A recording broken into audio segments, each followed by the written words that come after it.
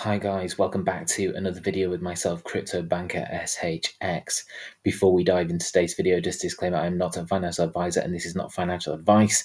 If you are enjoying the content that you're seeing on my channel, then please do like, share and subscribe to the channel if you aren't already. You can also follow me on X as well. My X is x.com/crypto banker SHX. Now, to dive into today's content, we have Marty Party on X. If you do not follow Marty Party, then please do give him a follow. He is an absolute crypto don, and every single post that he makes is highly insightful. I can highly recommend you that you do follow him. Now, he has said, which stablecoins will Elon Musk integrate into 𝕏Payments? So it's the industry's biggest conversation right about now. So this speculation, he has obviously undeniable ties to PayPal. Will he use PYUSD? Will he turn to the alternative of Circle? And if we're thinking about Stronghold, Circle have very good ties to Stronghold, and USDC is obviously tied to Stellar quite strongly. Or will he create his own stablecoin XUSD? Is yet to be revealed, but the PayPal stablecoin, the PYUSD, did get me thinking about Stronghold and these three people, Frank, Betsy, and Daniel, who are all on the board of the Bankorp bank. And the reason for that, and I did cover this in yesterday's video, is their links to PayPal. So this is the investor presentation for the Bankorp group.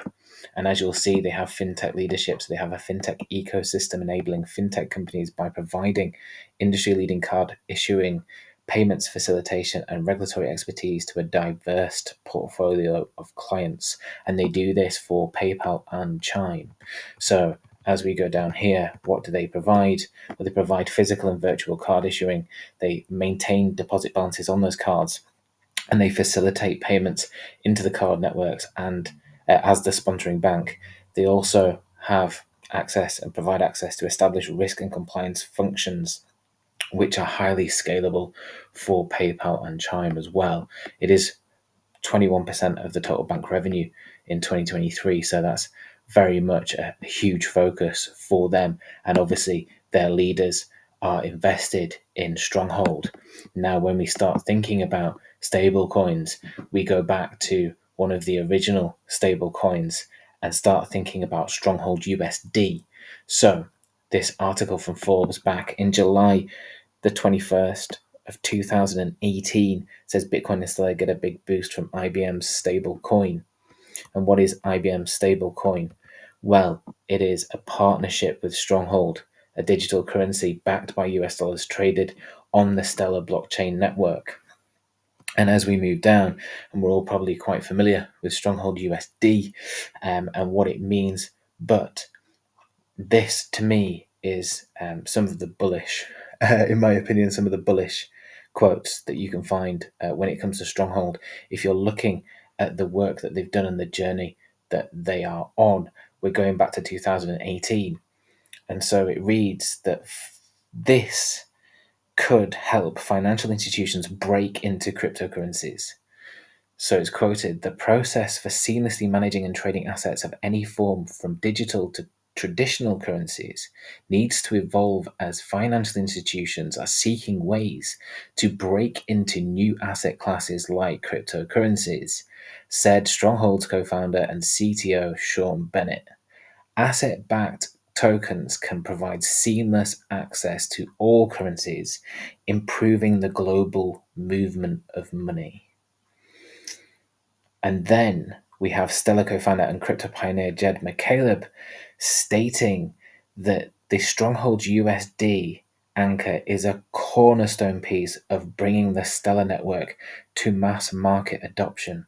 And we all know the links that Elon has to Jed McCaleb and the Stellar network.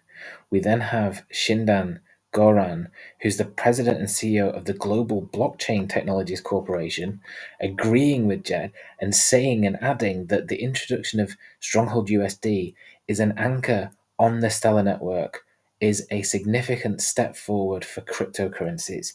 This is because instead of Stellar trying to compete with chartered financial institutions, they were able to include them in a productive way that is beneficial for everyone. Already, this asset has usability on IBM's blockchain applications, since an asset like Stronghold USD has the stability that is a requisite for big name players to make transactions on a blockchain platform. Since Ripple does the opposite of working around traditional financial institutions, this has limited its success. Adding the Stronghold USD asset to Stellar capitalizes on Ripple's weakness, and this will make some serious waves in the blockchain and fintech industries in the coming weeks, putting Stellar into the spotlight. Now, that was back in July 2018. As we then look at July 2019, and this is titled, "Is Stronghold Just Another Stablecoin?" We can see that they've quoted saying, in fact, Stronghold has dramatically reduced its support for general users.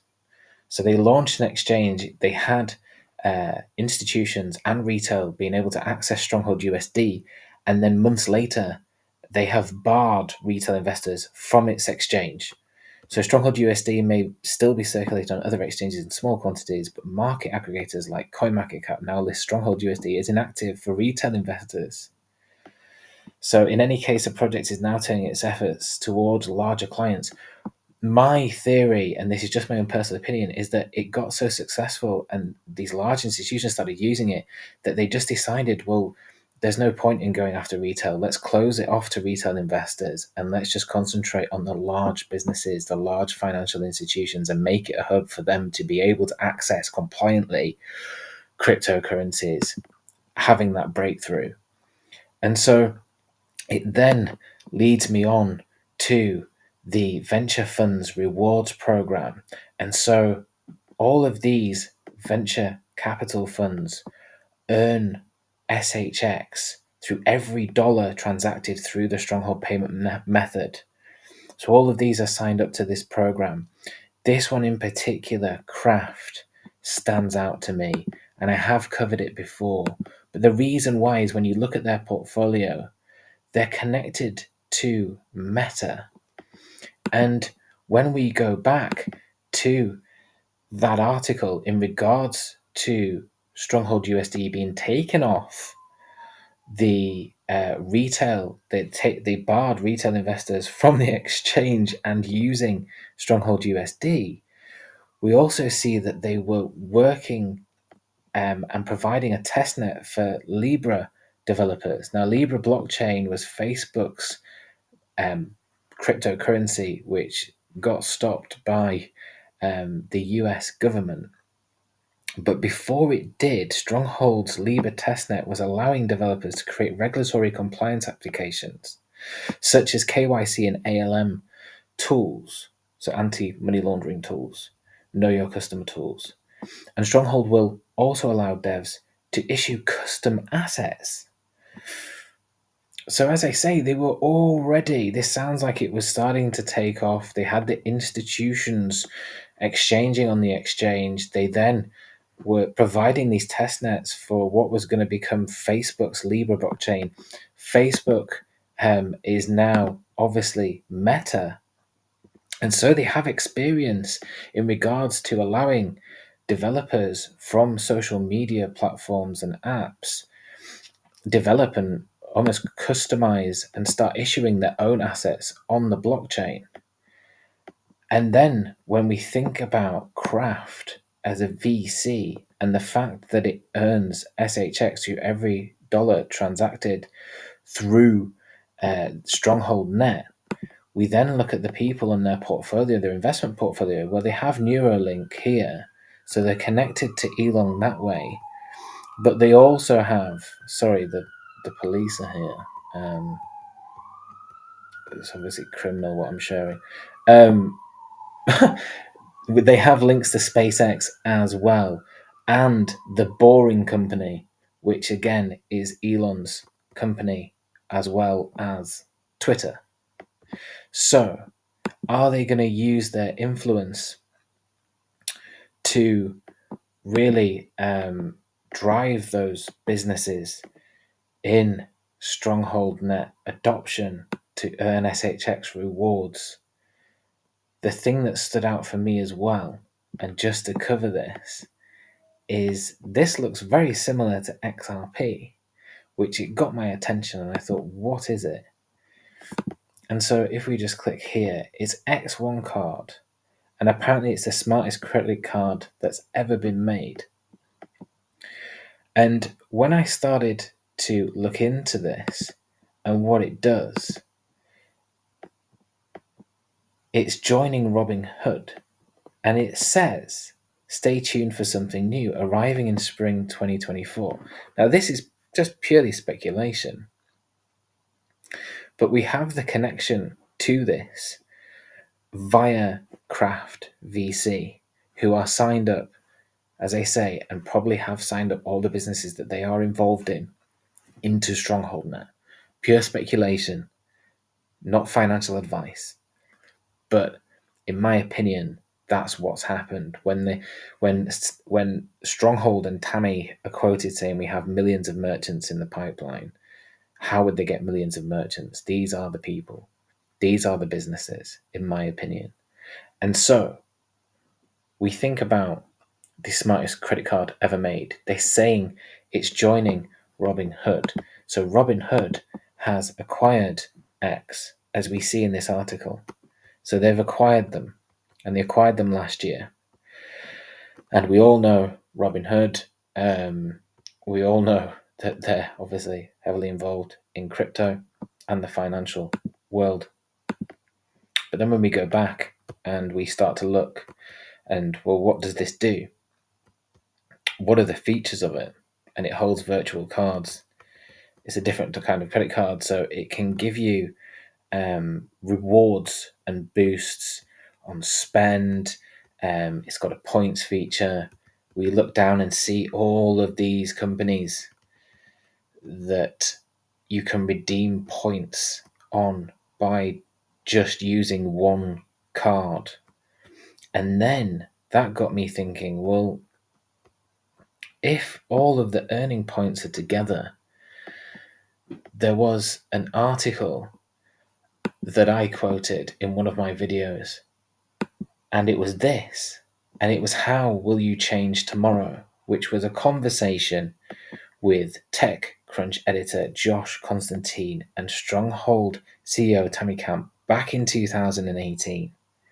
And as we scroll down, it was the last thing that she said. She said, in regards to looking forward, Camp said Stronghold is on track to create a more inclusive blockchain ecosystem where different forms of value are held and exchanged. She said, imagine a day where the New York Stock Exchange and the Australian Stock Exchange and the Nigerian Stock Exchange are all connected in one platform. And then she went on to say, and your Starbucks points and your airline points are on a platform too. So you can just exchange this value. We're going to see more and more liquidity come into the world in these places that are underserved. And I think that is where we're going to be a front runner, i.e. Stronghold. So guys, as I say, there seems to be quite strong connections with PayPal. It then ties into the 𝕏Payments, which is going to be launched. Whether or not this in regards to something special coming in the spring of 2024, again, it's the X, isn't it? And they're joining Robinhood or have been acquired by Robinhood. It's all very exciting. I hope you've enjoyed today's video. Please like, share, and subscribe to the channel if you haven't already. Please follow me on X. We also have the Crypto Banker Roundtable, which has some crypto legends on it, and that will be this Saturday at 1 p.m. Pacific time. So please do tune in for that if you are around, and if you are watching this in the future and you've missed the 3rd of February 2024, then please be aware that there is a Crypto Banker SHX roundtable every Saturday, the first Saturday of every month, sorry, should I say. So the first Saturday of every month, where we have special guests in attendance who are crypto legends, and also always co-hosted by the man like Crypto Canvas alongside myself. So please join us for that. I hope you've enjoyed it, and I'll see you on the next one.